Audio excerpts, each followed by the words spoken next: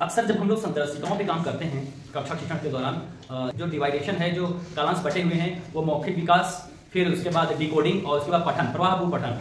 इसके साथ साथ संदर्शिकाओं में बहुत सारे ऐसे शब्द आए हुए हैं, जो शब्द आते हैं वो परिचित तो होते हैं, लेकिन उनके साथ साथ उनमें जो छिपा हुआ जो गूढ़ अर्थ है वो कहीं ना कहीं हम लोगों में अभी भी थोड़ा कम पहुंच पा रहा है। तो अपने अनुभव से अपनी कक्षा शिक्षण के दौरान और जो हमें गाइडलाइन प्रोवाइड हुई है, तो हम चाहते हैं कि हम आपसे अपनी जानकारी आपसे साझा करें और इन शब्दों का मतलब सही तरीके से जान सकें। सबसे पहले जब हम देखते हैं तो हमारे पास एक शब्द परिचित है, ध्वनि चेतना।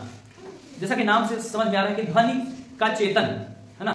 ध्वनि चेतना को विकसित करने के लिए सबसे पहले हम बच्चों से आपसी बातचीत, उनको आसपास की ध्वनियों से परिचित कराएंगे। जानवरों की आवाज, पक्षियों की आवाजें, गाड़ियों की आवाजें या और आसपास का जो कौतूहल माहौल होता है, उसमें तरह तरह की ध्वनियां आ रहे हैं, हम बच्चों को उनको सुनने के लिए प्रेरित करते हैं, उनको पहचानने के लिए प्रेरित करते हैं कि वह ध्वनि कौन सी ध्वनि है, किसकी ध्वनि है।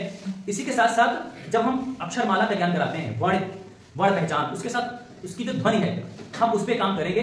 ध्वनियों को अलग अलग पहचानना सिखाते हैं, उसकी आवाज कैसी है, वो किस तरीके से बोला जाता है, हर एक वर्ण की जो ध्वनि है उससे बच्चों को जब परिचित कराते हैं, उसको ध्वनि चेतना में शामिल कर लेते हैं हम लोग। दूसरा, ये बहुत ही प्रचलित शब्द है ब्लेंडिंग। ये भी हमें बहुत बार मिलता है अपनी। ब्लेंडिंग का मतलब है ब्लेंड करना, जोड़ना, मिलाना, समाहित करना। जब हम सफेद और लाल रंग को मिलाते हैं तो हमें गुलाबी कलर मिलता है। ऐसे नीला और पीला जब मिलाते हैं तो हमें हरे रंग का एक आभास होता है। तो ऐसे ही ब्लेंडिंग हमारे वर्णों की ध्वनियों पे भी काम करता है। जब हम दो वर्ण को लेकर के उनकी ध्वनियों को आपस में मिलाते हैं तो एक नया शब्द बन के आता है, एक नई ध्वनि उत्पन्न होती है। उदाहरण के तौर पे इसका एक अक्षर है ना और दूसरा अक्षर है ला। हम बच्चा समझता है कि इसके ना की ध्वनि है, ना की ध्वनि जान रहा है, ला की भी ध्वनि जानता है, और उससे हम बच्चे से कहेंगे कि इसको बेटा आप पढ़ो, तो वो शुरू में क्या करेगा, पहले ना पढ़ेगा।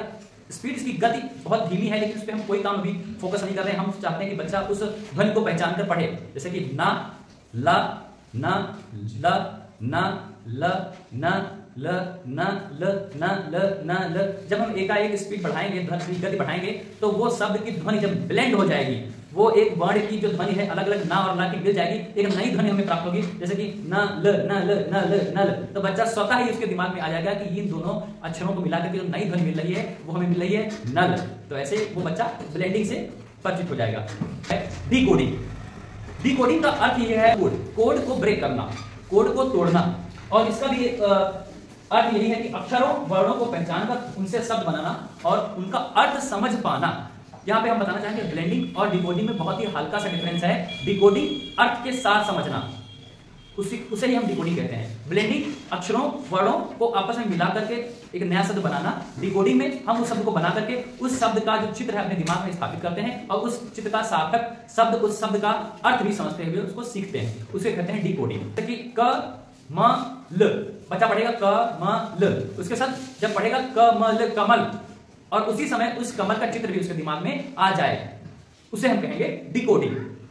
अगला है लोगोग्राफिक पठन। हर शब्द की एक बनावट होती है, कि शब्द को चित्र की तरह समझना, शब्द को चित्रों के साथ अपने आप को जोड़ पाना, उसे ही लोगोग्राफिक पठन कहते हैं। इस पे हम बच्चों पे ऐसे काम कर सकते हैं, जब भी हम कोई चीज नए शब्द से बच्चों को परिचित कराते हैं, उसी समय हम उसका चित्र बच्चों के दिमाग में बैठा दें कि ये शब्द इस चित्र को परिभाषित करता है, ताकि हमारा जो लोगोग्राफिक पठन हो वो साथ साथ चलता रहे। और जब बच्चा कभी भी पुस्तक पढ़े, जब बच्चा कभी भी कोई चीज लिखी पढ़े, उसका चित्र स्वतः ही आ जाए। एक स्मृति का जो कनेक्शन होता है, मेमोरी रीडिंग, वो बच्चों पे लोगोग्राफिक पठन से ही अच्छी तरह से विकसित की जा सकती है। इस सबसे बहुत हम लोग परिचित भी पहले से भी थे, ग्रिड। यहाँ पे आपको बता दें कि कुछ अक्षर एक ब्लॉक में होते हैं और एक पजल के रूप में होते हैं। हम बच्चों से कहते हैं कि आप उसमें देख करके सार्थक शब्दों का निर्माण करें, उस पर घेरा लगाएं, उस पर गोला बनाएं, सीधे या आड़ी तिरछी लाइन होते हैं मिला करके। ये ग्रिड काम हम लोग करते हैं। पुस्तक में भी हमें बहुत सारे इसके उदाहरण मिल जाएंगे। तो बच्चा जब प्रवाहपूर्ण पठन और डिकोडिंग करने लगता है, तो बच्चा स्वतः ही शब्दों को ढूंढ कर बना लेता है और उसका अर्थ भी समझ लेता है। तो कुछ इस तरीके से हमारे पास जो शब्द थे, आज हम लोग उनको जाना और आगे भी अपने आप को लोगों तक पहुंचाएंगे। धन्यवाद।